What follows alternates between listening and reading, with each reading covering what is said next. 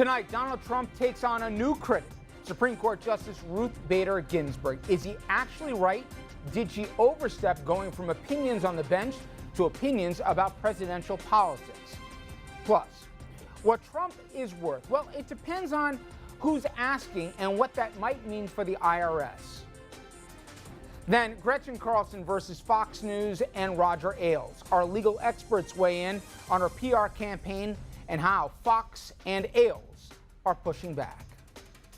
And then, yes, Pokemon Go. Well, does it go to court?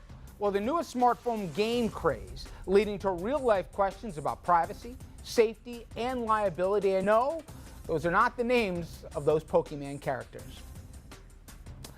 Good evening, everyone, and welcome to RFL. I am Richard French. We're going to get to all those topics in a moment, but I wanted to begin with a few thoughts about Dallas, Baton Rouge, and Minnesota, as well as the importance of leadership for good and for bad. This is our Wednesday night when we typically talk about legal issues, and we're going to get to that with the team. But first, what I wanted to talk a little bit about was how in the aftermath of tragedy we choose to talk to one another.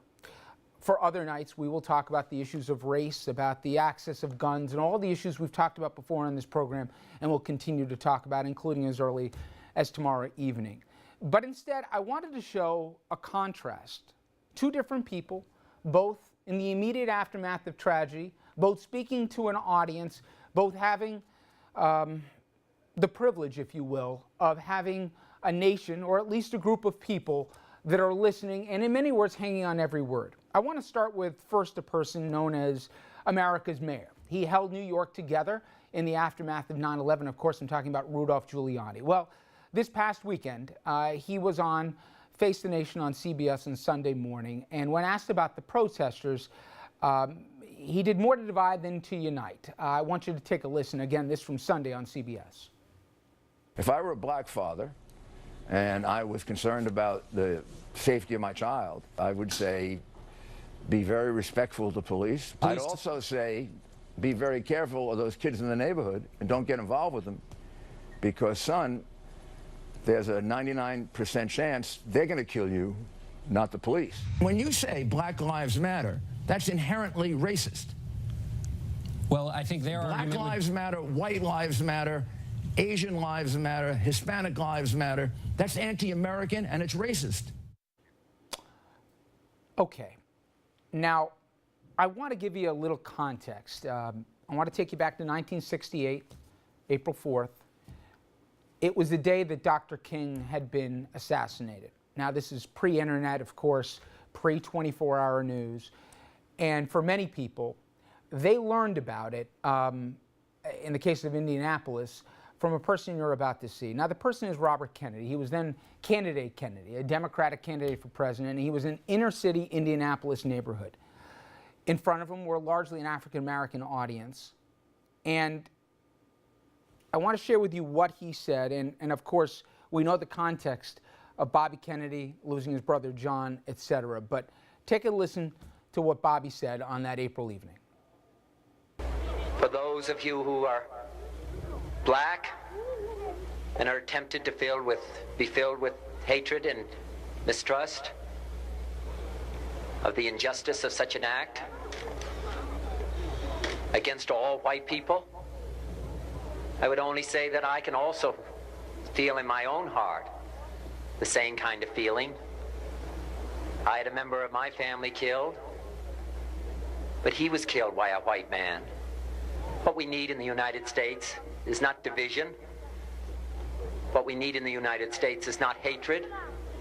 What we need in the United States is not violence and lawlessness, but is love and wisdom and compassion toward one another. There were riots in New York City on that in the United States on that April evening, but there were no riots in Indianapolis. In part, I think it had to be with what you just heard.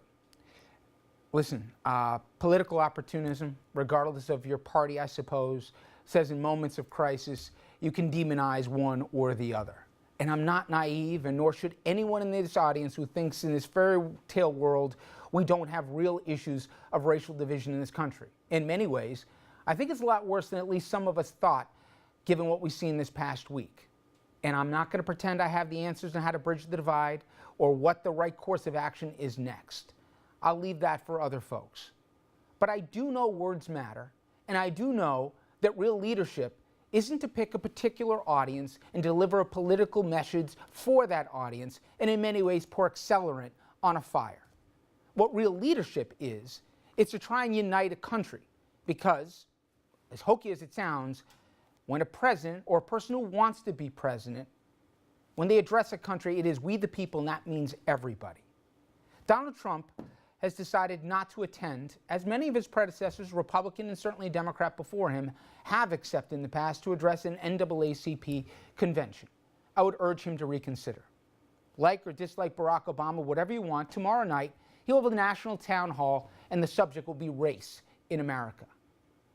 Again, it's easy to throw stones from the side, but if you want to be a leader, you have to acknowledge you don't only have certain constituencies, you have the entire country. And I hope more folks would take that into consideration the next time they get in front of a microphone. All right, when we come back, we will switch to the world of the law, and specifically that supreme spat in the race for the White House. Donald Trump smacking back at his newest critic, Supreme Court Justice Ruth Bader Ginsburg. So why are the Times and the Washington Post saying that Trump is right and Ginsburg has gone too far? Well, a legal panel, they'll weigh in next.